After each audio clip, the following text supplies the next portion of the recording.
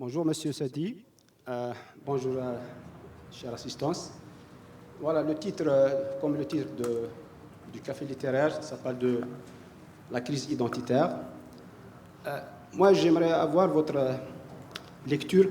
Je voudrais parler de la crise de 49, la crise berbère, ou comme l'appellent d'autres, la crise anti-berbère. On a vu, on a entendu, on a lu que pendant cette crise, il y a eu l'Ashraf, il y a eu les ulamas et tout, qui sont tombés à raccourci, plus tard sur Mamri, mais bien avant, ce qui avait déclenché cette crise, je pense bien, c'est la charte ou bien le mémorandum qu'avait envoyé le Zaïm Msali. Donc suite à cela, il y a eu les berbéristes qui ont rédigé une revue, l'Algérie libre vivra. Tout le monde sait que ce qui a déclenché cette crise, cette revue, c'était l'élément déclencheur de cette crise. Sauf que, présentement, je ne parle pas des anciens, mais il y a certains, notamment historiens, on a vu il y a 2 ans de cela, un historien était venu ici à Montréal pour parler de cette crise berbère dont il affirme qu'elle n'avait rien à voir avec l'identité. C'était un problème de démocratie au sein du PPA. Oui, on peut entendre cela. Messali était tout sauf un démocrate. Mais le fond de cette crise et la question berbère était traversée en diagonale dans la revue Idil Watani, l'Algérie libre vivra. Moi, j'ai bien peur que ces néolectures ou bien ces relectures de l'histoire viennent même demain nous dire, même le 20 avril, n'avait rien de berbère, n'avait rien d'identitaire. Merci.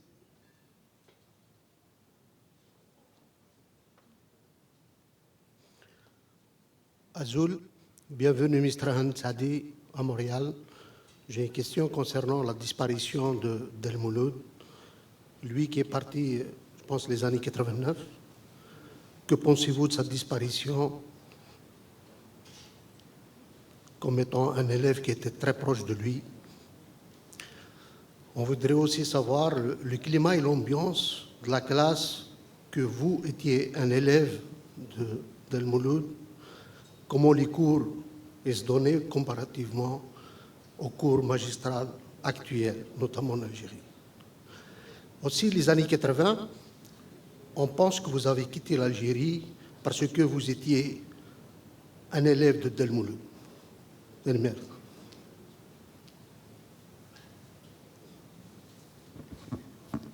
Azul Mas Saadi. Au nom de tous les membres de l'association Sidi Aïch à SEC, on tient à vous remercier pour votre engagement, vos travaux. Bref. Mamri disait une erreur scientifique peut tuer des personnes, mais une erreur culturelle peut tuer des générations. Que pensez-vous de l'annulation de votre conférence? Est-ce que c'est une erreur des responsables locaux ou c'est un génocide culturel?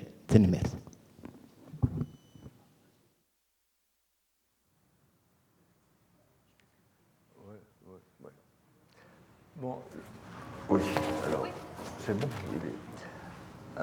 Peut-être qu'en attendant les prochaines questions, je peux déjà répondre à celles qui sont posées. Alors, je vais commencer peut-être par la seconde, qui va être la plus rapide. Alors, je sais qu'on a beaucoup mis en doute, et à juste titre, parce que quand on voit la fiabilité des informations qui circulent chez nous, on se pose toujours des questions sur tels événements. Honnêtement, je ne peux pas vous donner d'éléments concrets. Je n'ai aucune preuve qu'il y ait un attentat monté contre Mamri, aucun élément qui me permet de dire ça, donc je ne le dirai pas. Ce qu'on peut dire quand même, c'est qu'il il est mort, il avait déjà 72 ans, et il revenait du Maroc, où il a répondu à une invitation pour participer à un colloque justement sur l'identité berbère. Et il était seul au volant de sa 204, vu son âge et vu quand même le rôle, je veux dire, comment dire, la fonction symbolique qui aurait dû être la sienne dans un pays qui se respecte. On aurait pu au moins lui mettre un chauffeur à sa disposition et une voiture, c'était vraiment un minimum que Mamri à son âge. Donc ça dénote déjà, c'est pas les imams qu'on ramène d'Égypte, le Razali, etc., qui ont droit à tous les égards, tous les chauffeurs, les billets d'avion, etc. Mamri revenait du Maroc, et c'est comme ça qu'il est mort. En tout cas, par ailleurs, moi je ne préjuge pas, je n'ai pas d'éléments, donc je ne peux pas spéculer sur des choses sur lesquelles je n'ai pas d'éléments. Mais c'est surtout ça que cela m'inspire. C'est les conditions dans lesquelles il a effectué ce voyage, c'est déjà une culpabilité. C'est absolument inacceptable.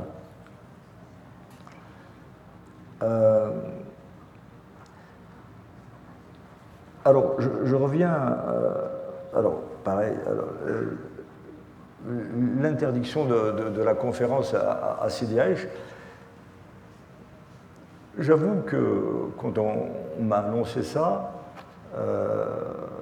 vu que ce qui se passe en Algérie, je l'ai dit tout à l'heure, ce n'était pas physiquement le fait le plus grave, mais je pense symboliquement quand même c'est grave. Il ne fallait surtout pas que cela passe sans réaction, parce que cela fait partie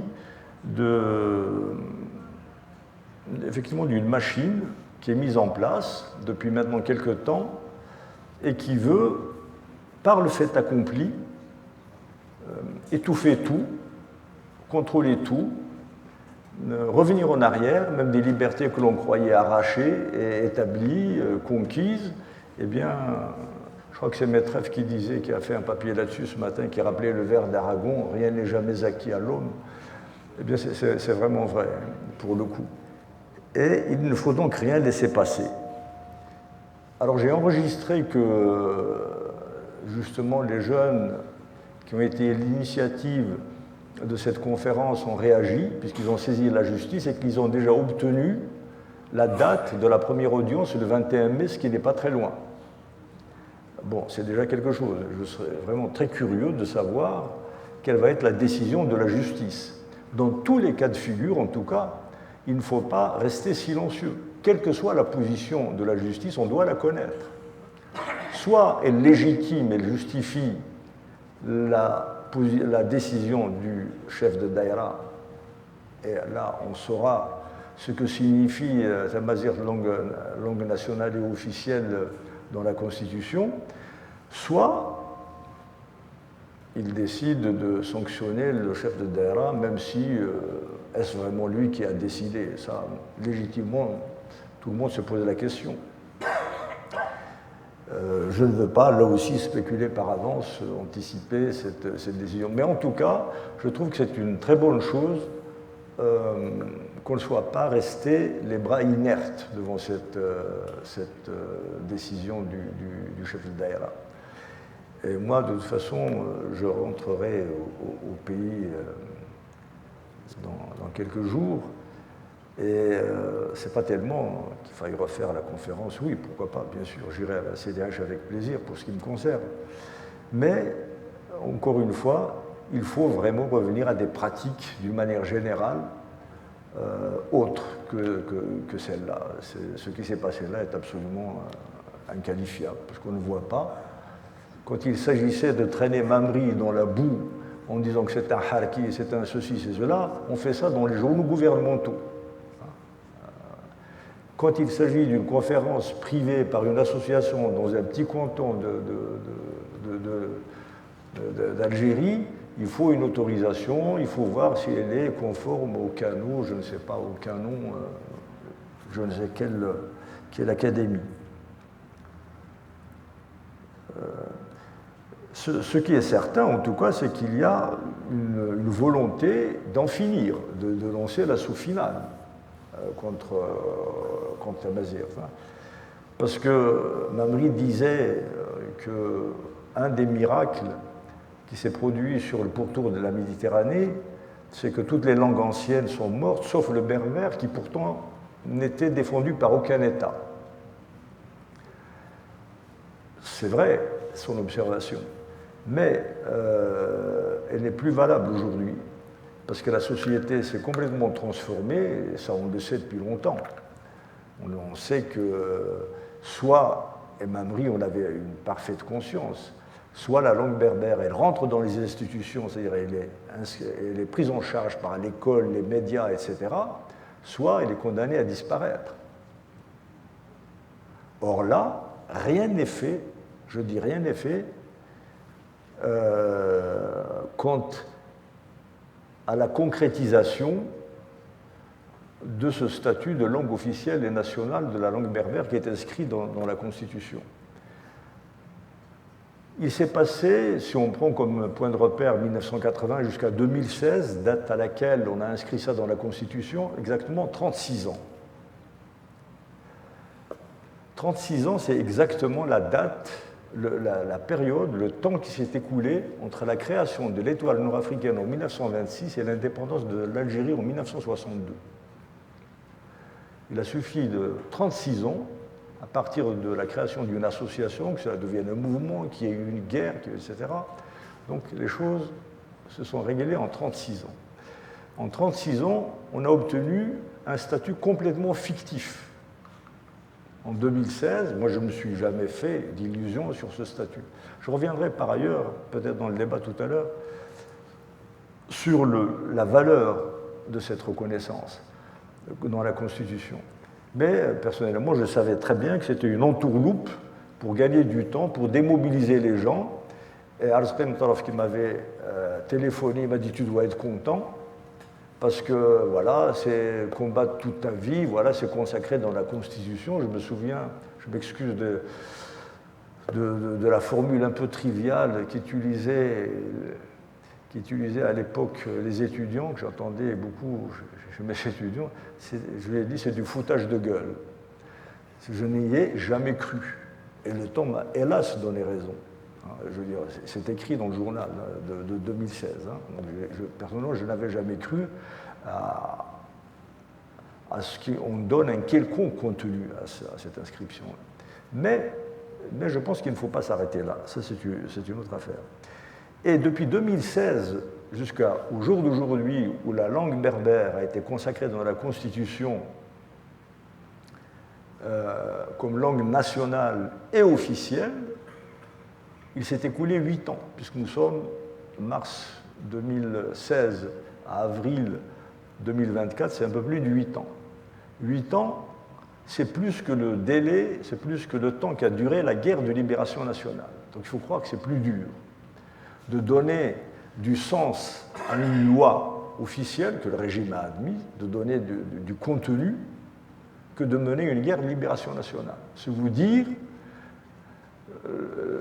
comment les autorités perçoivent la réalité de cet article de la Constitution. Mais je pense par contre qu'on peut faire des choses à partir de cet article de la Constitution. On reviendra dans le débat peut-être si vous le souhaitez. Je reviens maintenant à la première question à propos de 1949. C'est qu'en fait l'histoire, elle n'existe pas comme ça en l'air. Il y a des événements qui se passent et puis on croit qu'il y a une histoire objective. L'histoire n'existe que par ce qu'on écrit, que par le récit qu'on en fait. C'est ça l'histoire. Il n'y a pas d'histoire immatérielle, objective, sur laquelle tout le monde serait d'accord. C'est complètement fou. Il y a des récits historiques et c'est tout. Et il y en a plusieurs. Donc, c'est une bagarre, le récit historique. Et justement, cette crise de 1949 est un enjeu. La manière d'écrire l'histoire de la guerre, c'est un enjeu. Quand on enseigne dans les écoles algériennes que Ben Badis a gagné des batailles de la guerre des libérations nationales. Moi, je n'ai pas vécu ça, je suis trop vieux, mais on m'a dit que ça s'est fait, alors qu'il est mort en 1940. Je ne discute même pas de ses prises de position. Je veux dire, il n'a pas assisté à la guerre de libération nationale, qui a démarré en 1954. Mais on a fait de lui un grand combattant stratège qui a gagné et remporté beaucoup de victoires militaires fictives. Tout ça grâce à Ahmed Taleb, qui était un relémiste et qui était en charge de ces affaires-là, puisqu'il était ministre de l'Éducation nationale. Donc vous voyez ce qu'on peut écrire. Ahmed Taleb est tout sauf un idiot, et il connaît parfaitement les mensonges de ce qu'il diffusait. Il sait très bien que ce qui passe dans les circuits scolaires, ça n'est pas la vérité. Mais ça ne l'étouffe pas. Il y a dans un livre qui est consacré à l'arabisation, qui est écrit par Gilbert Grand-Guillaume, qui a été publié par le CNRS, le compte-rendu consacré à cette question de l'arabisation sous Boumedienne en 1965, et il y avait 2 thèses qui étaient défendues, tous les 2 étaient favorables à l'arabisation, je vous rassure tout de suite, c'est donc le conseil de ministre de Boumedienne, donc vous voyez déjà le cadre est planté. Et il y avait Mustafa Al-Ashraf et Ahmed Taleb qui s'opposaient. Mustafa Al-Ashraf défendait une arabisation progressiste et progressive, comme il disait, et Ahmed Taleb, il a dit non. Il a dit, je veux une arabisation immédiate et totale. Mustafa Al-Ashraf lui dit, mais on va vers le précipice parce qu'on n'a pas les moyens, on n'a pas l'encadrement, la langue n'est pas prête, le personnel dont on dispose et qui est qualifié dans l'éducation nationale, il est formé en français, etc. Ahmed Taleb dit, c'est pas mon problème, je veux une arabisation totale et immédiate, même si on doit y aller, on doit tomber dans le précipice, ce que je veux, c'est atteindre un point de non-retour. Voilà la stratégie. Donc c'est des gens qui savent parfaitement, qui sont cyniques, mais qui savent parfaitement ce qu'ils font. Donc c'est comme ça que les choses se passent. Alors, pour revenir à cette affaire de 1949, quand on dit, j'en ai rediscuté, je pense qu'à Ligue Noun, je crois qu'il a un peu évolué, j'espère, pour lui. J'ai déjà eu des débats avec lui où j'ai manifesté mon désaccord sur cette question. En fait, il a repris les thèses des gens qui l'ont cadré, c'est-à-dire Harbi, Omar Karni, etc. Aït Ahmed aussi, d'ailleurs, était un peu sur cette ligne-là. Les gens du mouvement national, il y en a très peu qui étaient favorables au Berbère. Je vous ai dit la réalité, même si je ne suis pas entré dans les détails. Il n'y avait pas véritablement de partisans. Ceux qui étaient pour ont été liquidés pendant la guerre. Et tous les gens qui ont survécu, pour des raisons diverses. Par exemple, Harbi, il a écrit des choses. Quand je lui ai dit, d'ailleurs, tu as écrit ça, il a sursauté. En parlant, mais je pense qu'il y a des choses qu'on écrit de manière naturelle. Dans FLN Mirage et Réalité, qui est un de ses livres les plus vendus, il écrit avec Merber, on n'a plus honte d'être kabyle. Je lui dis, depuis quand c'est une honte d'être kabyle? C'est à un moment donné, on écrit ça, je veux dire, ça dénote un peu l'arrière-plan, ce qu'il y a, les soubassements de la pensée, soubassements sociaux de la société dans laquelle on baigne, c'est pas seulement les siens propres. Voilà. Et j'ai retrouvé un autre texte, quand j'ai fait le bouquin, d'ailleurs vous allez le trouver, je l'ai publié intégralement, sur le livre Mamri au cœur de la bataille d'Alger. Quand j'ai cherché le texte de Mamri qu'il a consacré au colonialisme dans la revue éditée par Jean Sénac, j'ai regardé, j'ai feuilleté toute la revue, j'ai vu que la préface avait été écrite par Harbi. J'ai lu, j'ai trouvé une phrase qui m'a fait sursauter. C'est exactement la position qui a été exprimée par le mémoire de Msali, justement, dont on parlait. Il a écrit la langue arabe, non, l'Algérie est un pays auquel elle a donné une âme et qu'elle a unifié. Je cite de mémoire, je ne crois pas me tromper beaucoup, et qu'elle a contribué.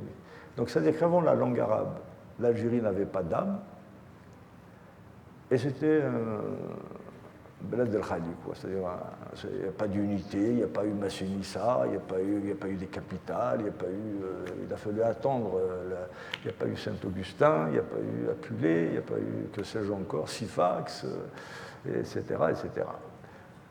Donc c'est quand même, voilà, c'est en 1957. Et je cite Harbi parce que d'abord c'est quelqu'un que tout le monde connaît, qui est un historien respecté, il a fait d'ailleurs par ailleurs du bon travail, mais c'est pour vous dire comment ces idées ont diffusé. Je ne parle pas, je ne vais pas chercher ce qu'ont écrit les ulama Bachir el-Brahimi en 1948 sur le kabyle qui lui écorche les oreilles, qui est une langue qu'il ne faut pas autoriser à être diffusée dans les radios parce que quand il allume son poste et qu'il entend du kabyle, ça écorche ses oreilles. Et qui est une langue hideuse, abominable, contrairement à l'arabe, qui est une belle langue fluide, etc. Vraiment du racisme, voilà. Et donc voilà les perceptions des gens qui disent que la crise de 1949 n'avait aucune dimension culturelle. Moi, ce que je sais, c'est des faits objectifs, sur lesquels les historiens ne peuvent qu'être d'accord, c'est que les premiers maquis du FLN, pas du FLN, il n'existait pas le FLN, du PPA, qui remontent à mai 1945, qui sont nés en Kabylie d'ailleurs, eh bien, les jeunes qui encadraient ces maquis, il y avait au premier lieu Laïm Shahali qui est mort dans ces maquis, qui est le premier maquisard mort, et Laïm Shahali a diffusé Kermissou Mazir. C'est lui qui dirigeait les sections de scouts de Kermissou Mazir. Et c'est lui qui a introduit cette amazirité dans le mouvement national, bien avant 1949. Ça, même les gens qui étaient opposés, j'ai rencontré Bachir Boumazar, qui en 1949 était de l'autre bord par rapport à ce qu'on appelait les berbéristes, eh bien, il parle de Laïm Shahali avec un très grand respect, même si c'est un jeune qui est mort à 21 ans. C'était quelqu'un d'une figure absolument éblouissante. Donc, des gens qui prennent le maquis au centre de Kermissou Mazir, si la berbérité n'a pas de sens pour eux, je ne vois pas ce qu'il y en a. Deuxième élément, toujours par rapport à ça, il y a cette brochure. Harbi, je lui ai demandé, je lui ai dit, est-ce que tu connais dans la production du mouvement national un document consacré à la question nationale de ce niveau-là? Il m'a dit non. Donc c'est la seule tentative de définition un peu sérieuse, fouillée, du concept de nation, ce qui n'est pas rien pour un mouvement national. Et bien c'est cette brochure de 1949. Et dans cette brochure de 1949, on prend en compte la question culturelle. J'ajoute qu'un de ses rédacteurs, et là c'est peut-être une réponse qui va peut-être convaincre un peu Ali Guenoun en particulier, puisqu'il cite Belhoussine. Belhoussine a écrit sur cette brochure de 1949, et il la situe dans la même lignée que le mouvement de 1980. C'est Belhoussine qui le dit, donc c'est quelqu'un d'impliqué dans ces événements. Et il a dit que ce qu'on posait, c'était la question berbère. Il le dit aussi. Après, c'est vrai qu'il y avait d'autres, il se trouve que ces jeunes étaient des gens radicaux.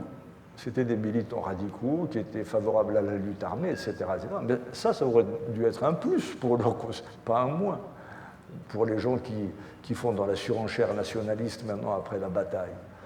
Donc, un autre événement aussi, donc ça en fait deux déjà, un autre événement, c'est la réunion de 1948 qui s'est tenue sous la houlette de Wali Benay.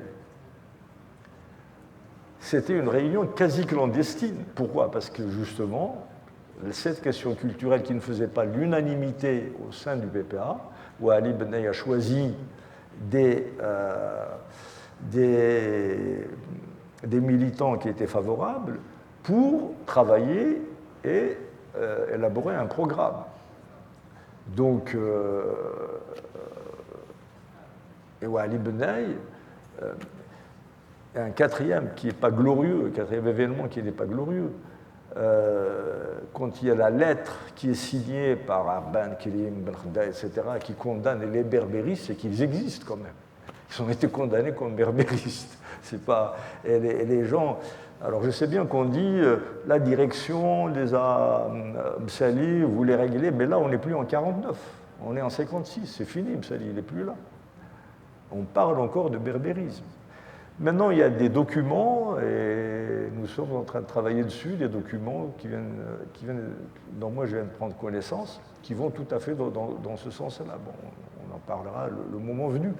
Mais, je veux dire le contraire, ça ne me paraît pas très sérieux. Pas très... Sauf à faire du Sheikh Barslan, à faire voilà, on vend du vent, et puis c'est comme ça, c'est arabe, c'est islamique, parce qu'on a décidé. D'ailleurs, Sheikh Barslan, par ailleurs, quand il dit ouais, le daïr berbère, c'est scandaleux, il faut de l'arabe, il faut de l'islam, dans le Maroc, dont il reconnaît qu'il est aux 3/4 berbérophone, pas seulement berbère, c'est-à-dire les gens parlent berbère. Voilà. Mais il ne faut rien céder aux berbères, il faut qu'ils deviennent arabes. Voilà, c'est la seule destinée.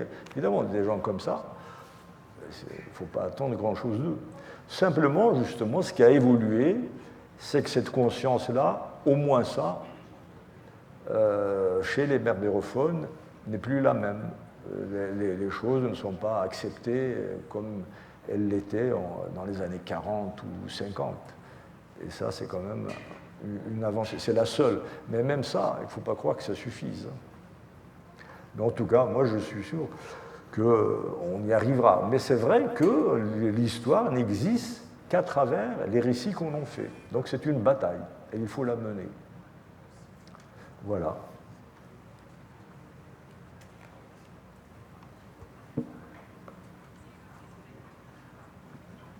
Azoul, Marhaba, cher Montréal. Je vous remercie pour votre brillante conférence pleine de détails. J'aimerais avoir quelques précisions. Est-ce que Mouloud Mamri était un salarié de l'État algérien jusqu'à sa retraite? Salarié? Oui, en tant que professeur, évidemment.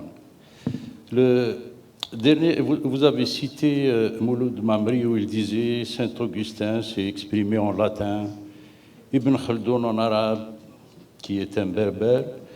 Durant la présence en arabe en Afrique du Nord, est-ce vrai que c'est la période où les berbères ont le plus écrit et en arabe? On vous interdit une conférence le vendredi 26 avril 2024, si je ne me trompe pas, à Sidi Aïch, et on vous laisse quitter le territoire algérien pour animer la même conférence à l'étranger. L'autre question, est-ce que ce n'est pas sous Taleb Ibrahimi que Mouloud Mamri avait repris les cours de berbère à l'université d'Alger? Et l'autre, je ne sais pas, peut-être vous m'aiderez. Ouais. Peut-être vous m'aiderez. Je ne sais pas si c'est le dernier écrit qu'avait fait Mouloud Mamri. La lettre qu'il avait adressée aux assises du MCB qui ont donné création au RCD. Est-ce que c'est possible d'avoir des références, même après la conférence, de me donner où est-ce que je peux retrouver cette lettre que je cherche depuis plusieurs années? Vous êtes ici, peut-être vous allez m'aiguiller pour retrouver cet écrit. Merci beaucoup.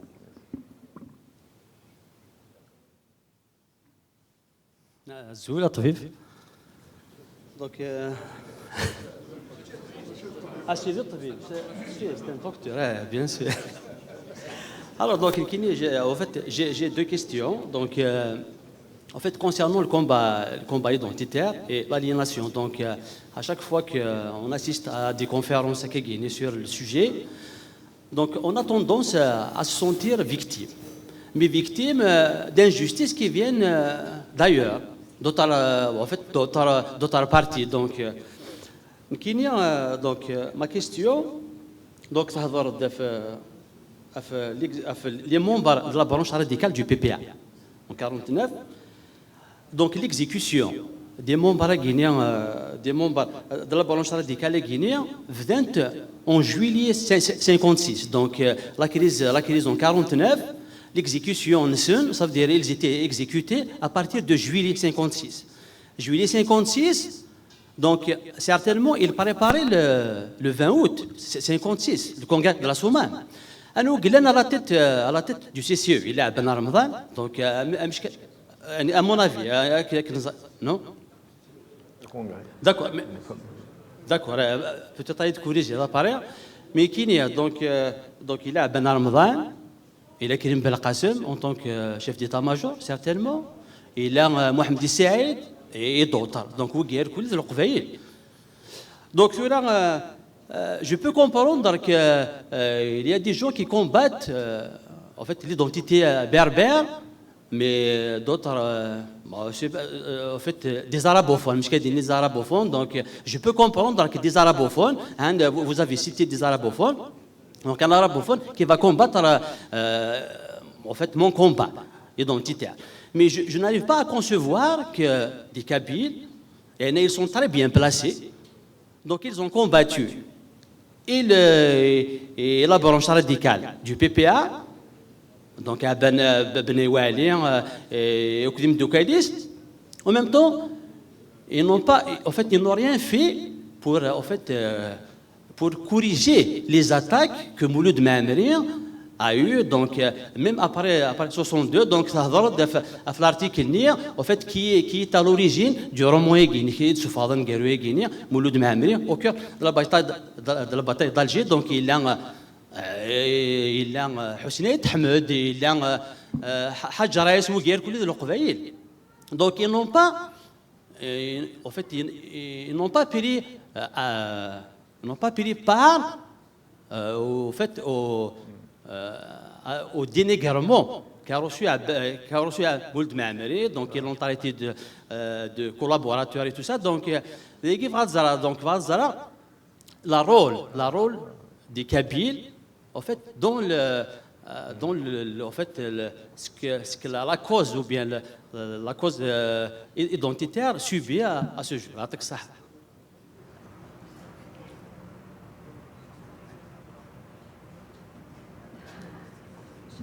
Azul.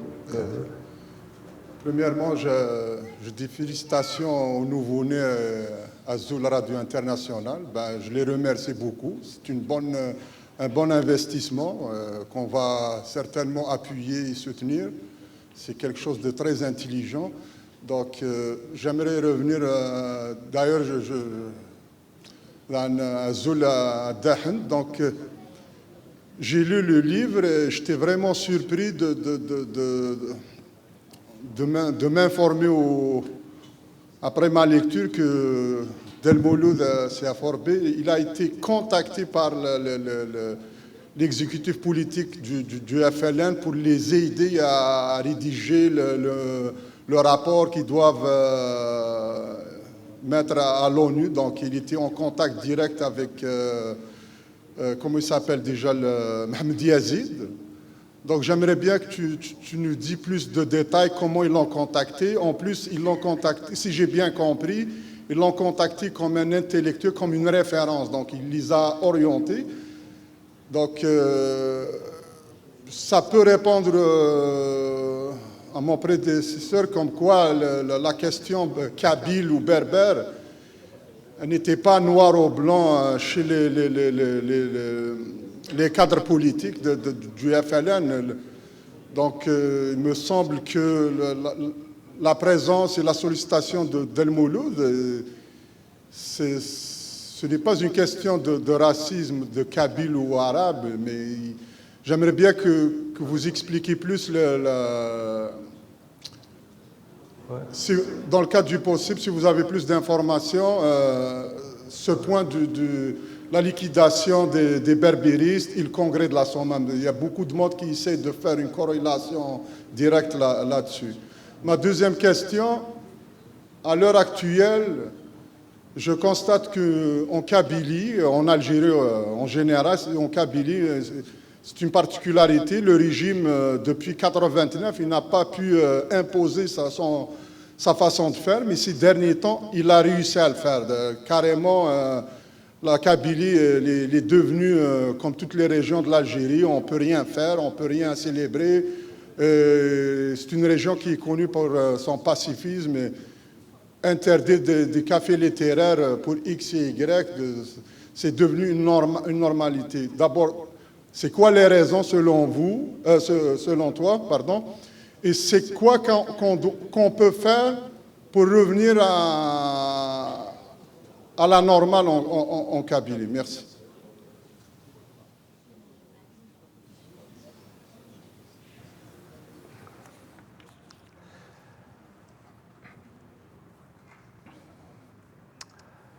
Alors, est-ce que Mouloud Mamri a reçu sa pension de retraite? Honnêtement, je ne lui ai pas demandé, même si j'ai longuement discuté avec lui. J'étais chez lui, mais j'imagine que oui. Bon, c'est pas. Il a été fonctionnaire. C'est quelque chose qui est versé automatiquement. Ça, c'est pas. C'est pas. Il n'y a rien à faire. Voilà. Et. Alors, la question de la langue, Ibn Khaldoun qui a écrit en arabe, mais déjà Ibn Khaldoun c'est tard, mais par exemple Saint-Augustin qui a écrit en latin, qui parlait le latin, et même le punique n'a pas, quand on lit, alors qu'il est berbère, de mère berbère, etc., il n'a pas utilisé la langue, même la défense, etc., de cette langue, nulle part.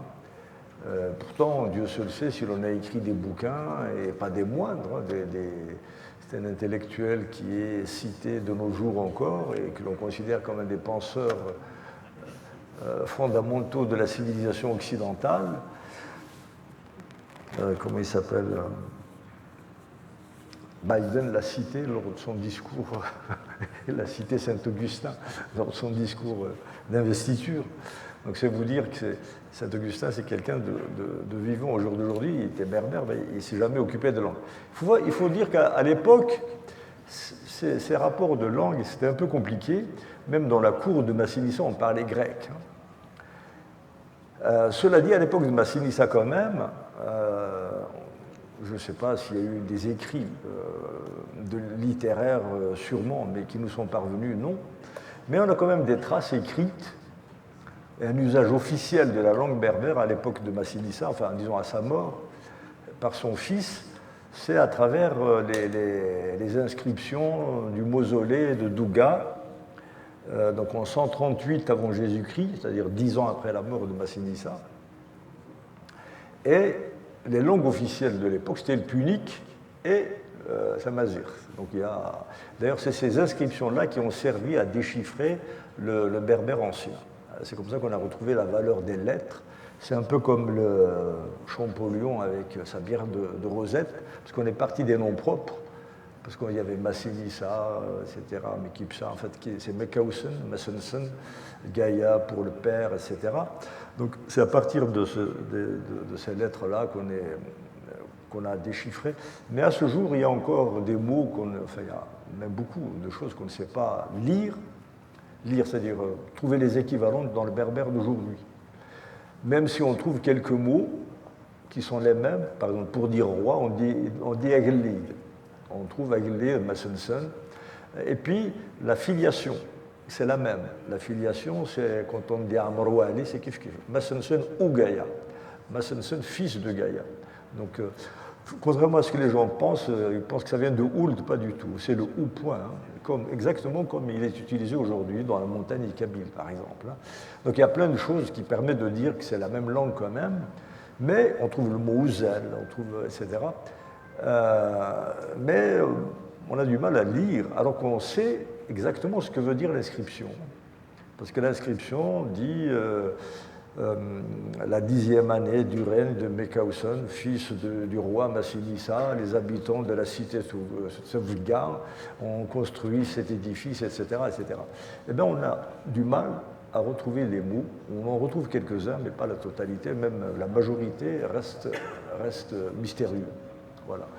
Donc il faut croire que l'écrit pose un problème. Mais quand même, ça atteste de l'écrit de manière officielle, parce que c'était un mausolée royal, et qui était fait donc à la gloire de Massinissa, à la mémoire de Massinissa, et qui a été érigé par son fils qui lui-même était roi. Donc c'est incontestablement un usage officiel. Maintenant, il n'est pas resté beaucoup de choses. Alors il est resté beaucoup de stèles gravées en Libye, qui en a des dizaines de milliers à travers toute l'Afrique du Nord. Mais déjà, on parle, même au niveau de l'écriture, on parle de Libye orientale, occidentale, etc. Donc il y avait le phénomène, il n'y avait pas une homogénéité de la langue au niveau de l'écrit. Donc, bon, cela dit, c'est un peu le même alphabet, mais il y a des variantes, quoi. On voit que l'écriture n'était pas la même à l'est, à l'ouest, et n'était pas la même aussi en fonction des périodes. Cela dit, je vous rassure, s'il n'y a pas que le berbère, si vous allez à une localité qui s'appelle Aoukba, moi j'enlève le Sidi, vous allez voir, l'alphabet arabe, ce n'est pas celui que vous connaissez au jour d'aujourd'hui. Il est différent. Donc il y a que les langues évoluent au cours du temps, surtout à cette distance-là. Quand ça fait plus de 20 siècles, c'est un peu normal. Mais c'est incontestable que la langue berbère n'a jamais été la langue exclusive depuis l'Antiquité d'un royaume. Puis après, on a été tout le temps sous domination. C'est-à-dire que les institutions officielles étaient aux mains des étrangers, soit les Romains, soit les Byzantins, soit les Arabes, soit... Il y a eu, à un moment donné, peut-être, c'était le seul moment, à l'époque d'Abdelmoumen, les empires musulmans, où Abdelmoumen, politiquement, a fait quelque chose de grandiose, puisqu'il a été quasiment calife, il s'est détaché politiquement, cette califat de l'Occident. Et la question s'est posée, on dit qu'Ibn Tumert a traduit le Coran en berbère, mais malheureusement on n'en a pas trace aujourd'hui. Et ce qui est certain en tout cas, c'est que les prêches, à l'époque d'Ibn Tumert, qui s'était fait sur la capitale, les prêches étaient faits en tamazirt. Et je vais vous raconter quelque chose qui va peut-être vous amuser. Si vous lisez un roman policier historique écrit par Jacques Attali, justement sur cette période-là, il met en scène Maïmounide et Averroès et Ibn Rushd, parce que c'est les fondateurs de la laïcité. En fait, Ibn Rushd et Averroès étaient un peu avant. Et c'est l'un des premiers penseurs. Ernest Renan le considère comme vraiment le premier homme moderne. Pourquoi ? Parce qu'il dit que c'est lui qui a considéré, jusque-là, il y avait une seule vérité, c'était celle de la loi de Dieu. Et à partir d'Averroès, il n'a pas dit que la science était indépendante de la foi, mais il a dit qu'il y avait une vérité scientifique et une vérité révélée, et que les deux avaient le même poids, qu'on ne pouvait pas soumettre l'une par rapport à l'autre, qu'elles avaient droit à des considérations. Et d'ailleurs, mal lui en a pris, il a mal fini. Hein. Et c'est Maïmonide, après, c'est comme ça que la laïcité est partie en Europe. Hein. Voilà. Et Spinoza s'est inspiré d'Ibn Rushd. Mais à cette époque-là, donc dans ce roman de Jacques Attali, il y a quelqu'un qui vient, je crois, d'Irlande, un personnage, et il s'est fait arrêter parce qu'il y avait un complot dans l'affaire. Il dit, mais toi, qu'est-ce que tu fous là, à Marrakech et tout? Il dit, je viens apprendre le berbère parce qu'il paraît que ça va devenir la langue de l'Empire. Donc, si vous... même Attali a considéré qu'il a eu ce mouvement-là en fonction de la langue pour l'intégrer dans son roman, qui est une fiction, par ailleurs. Hein. Voilà. Mais on a par ailleurs des tas de... Là, je vous rapporte cette anecdote parce que moi, j'étais étonné quand j'ai lu ça. Mais on nous la trace, évidemment, dans les chroniqueurs de l'époque. Il y avait même des oppositions entre les tenants du berbère dans le rôle officiel des institutions. Mais ça n'a jamais abouti. Après Abdelmoumen, ça a rétrogradé. Donc après c'est les Turcs, bon les Turcs c'était pas, après c'est les Français ou les Espagnols, etc. Ça n'a jamais été le berbère. Donc quelque part, effectivement, Mamri dit que c'est un miracle, si la langue a survécu, il n'a pas tout à fait tort de ce point de vue-là. Il faut positiver les choses plutôt comme ça. Alors par rapport à la lettre, à la question qui m'a été posée sur la lettre, il y a beaucoup de choses, le RCD, la lettre de Mamri, etc., et puis la lettre qu'il a écrite à Ahmed Taleb. Je crois qu'il y a quelqu'un dans la salle qui peut peut-être répondre mieux que moi, parce qu'il a interrogé Mamri sur cette question-là.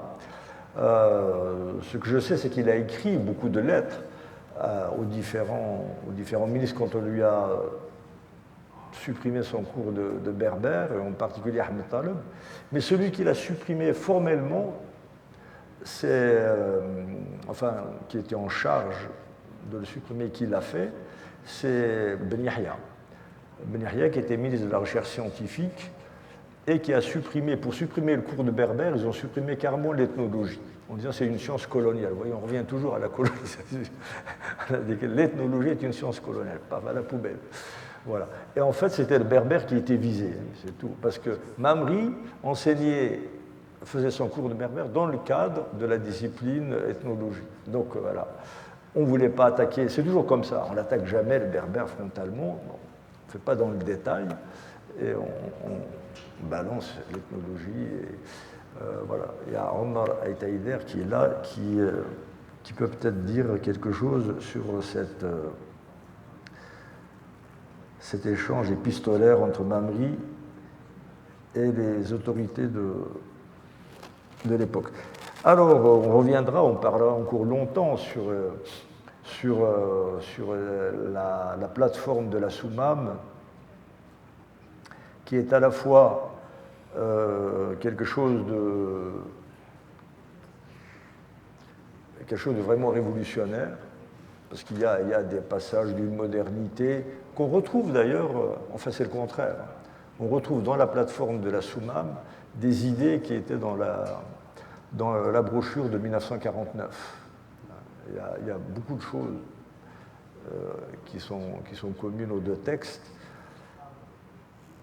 Quand vous lisez que l'Algérie, alors ça n'est vraiment pas du tout la conception de Shakib Arslan, etc., dans la plateforme de la Soumam, y compris les minorités. On ne prenait pas seulement en compte les indigènes, mais même y compris les minorités pieds-noirs, juives, etc., elles étaient explicitement prises en compte dans la plateforme de la Soumam.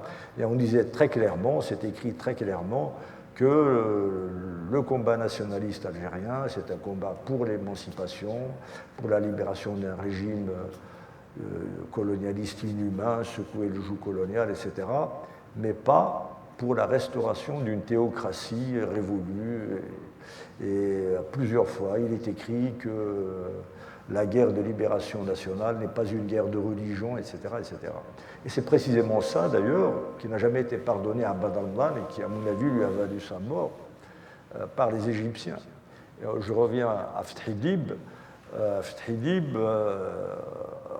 a dit à Lamine de Barine, qui a envoyé la délégation du Caire, la plateforme de la Soumam ne passera jamais. C'est pour vous dire le poids des Égyptiens. Il s'adressait en patron à la délégation du FLN, parce que vous avez soustrait à la nation arabe l'Algérie, et ça, c'est pas question.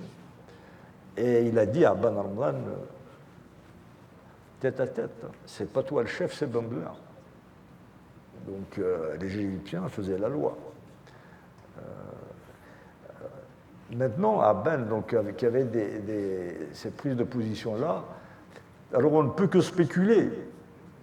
Pourquoi il n'a jamais été favorable à la prise en compte de la langue berbère de manière explicite, en tout cas. Il y a un témoignage parce qu'il a été recruté par Ali Laïmouch à Ben Arman, au PPA. C'est Ali Laïmouch et il l'a recruté en compagnie d'Aït Hamed. Aït Hamed confirme ça. Dans son livre Mémoire d'un combattant, il dit « Nous avons été à l'Arba avec Ali Laïmouch lors d'un séjour en vacances d'Aban al-Ramdan pour le recruter. C'est là qu'il a adhéré formellement au PPA. Mais comme il travaillait à Châteauneuf-du-Rumel, chez le Romelaïd, il a dû adhérer en fait dans la section du lieu de son travail. Et là, il y a un témoignage écrit dans le livre qu'Ibn Khadda a écrit en hommage à Aban al-Ramdan et l'Arbi ibn Mehdi, où incidemment, il parle de cette question berbère. Et il dit, je reviens de Kabylie, c'est Aban al-Ramdan qui parle aux gens qui l'ont recruté, je reviens de Kabylie et j'ai assisté à un meeting monstre animé par Ali Laïmech. Et Aban ajoute, je ne suis pas d'accord avec la dimension berbériste de son discours. Et le gars qui rapporte le témoignage, il dit, c'est la première fois que j'entendais le mot berbériste. Donc je ne pense pas que ce soit inventé, ce témoignage-là. Harbi dit la même chose d'ailleurs. Il dit qu'Aban al-Ramdan n'était pas d'accord en 1949 avec les berbéristes, qu'il a animé des conférences pour les dénoncer. Donc, alors, maintenant, est-ce que c'est un point de vue tactique pour essayer de rassembler les forces modernes? Parce que même avec ça, même avec toutes ces concessions-là, la plateforme de la Soumam a fini par être recalée au Caire. Je pense qu'à partir du moment où la direction est sortie d'Algérie, ça a complètement chamboulé le rapport de force. Au Caire, c'était les Égyptiens qui dictaient leur volonté. Et ils le faisaient de manière ouverte après la liquidation d'Arban. Là, c'était terminé. Tandis que quand la direction était en Algérie, les choses se passaient différemment. Il n'y a pas eu de contestation de textes au congrès de la Soumam. Il y avait la délégation du Constantinois, il n'y avait pas que des Kabyles. Hein. Pourtant, il n'y a pas eu de problème.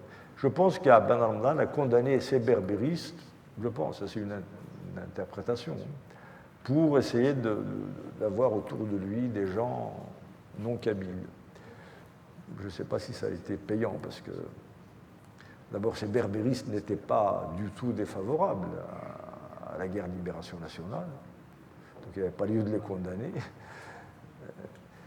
Et puis, finalement, ça n'a pas servi à quoi que ce soit. Alors, donc, Aban, cela dit, donc les histoires de CCE et tout, c'est sorti après août 56. Hein. C'est en août 56 que les institutions ont été adoptées par le Congrès. Avant, il n'y avait pas de CCE, il n'y avait pas de CNRA, il n'y avait rien. C'est-à-dire, s'il n'y avait pas le congrès de la Soumam, c'était fini la révolution. Il y avait pas de... C'est pour ça qu'on l'appelle l'architecte du FLN. C'est lui qui a vraiment donné le programme, les institutions au FLN. Avant ça, il y avait des chefs de guerre qui étaient disparates.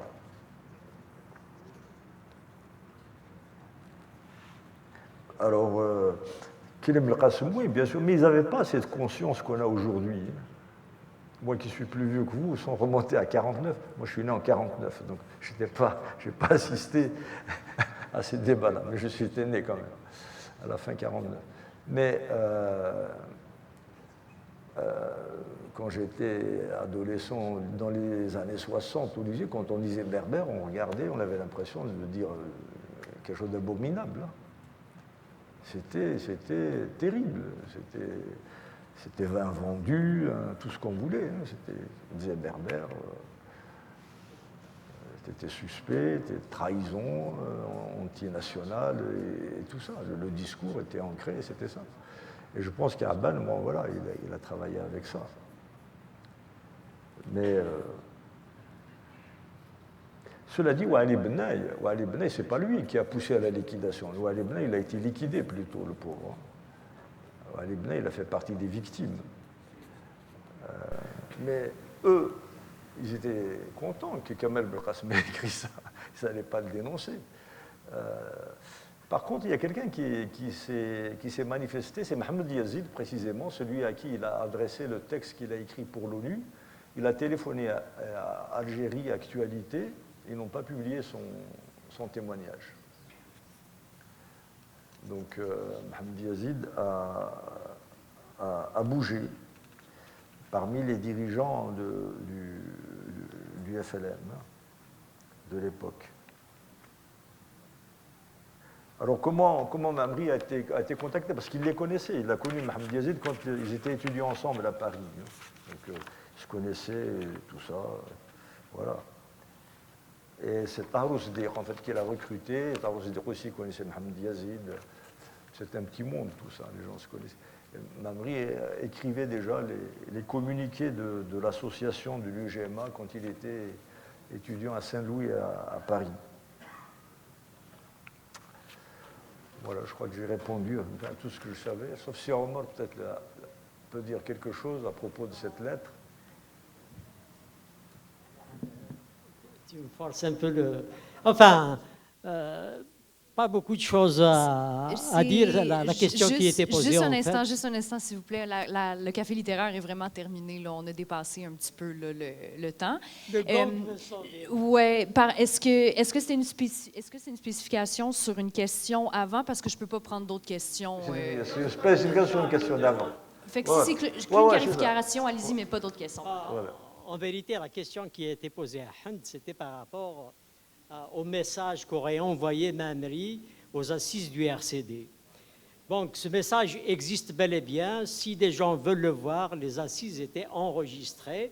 Et si les gens veulent avoir la précision, Saïd va venir le 12 mai. Et donc, il est le mieux situé pour répondre à une telle question. Je pense que c'est monsieur derrière qui avait la question par rapport à la lettre. Donc, on peut avoir des précisions, mais sinon, il y avait beaucoup de messages de Mouahia, beaucoup de messages de soutien.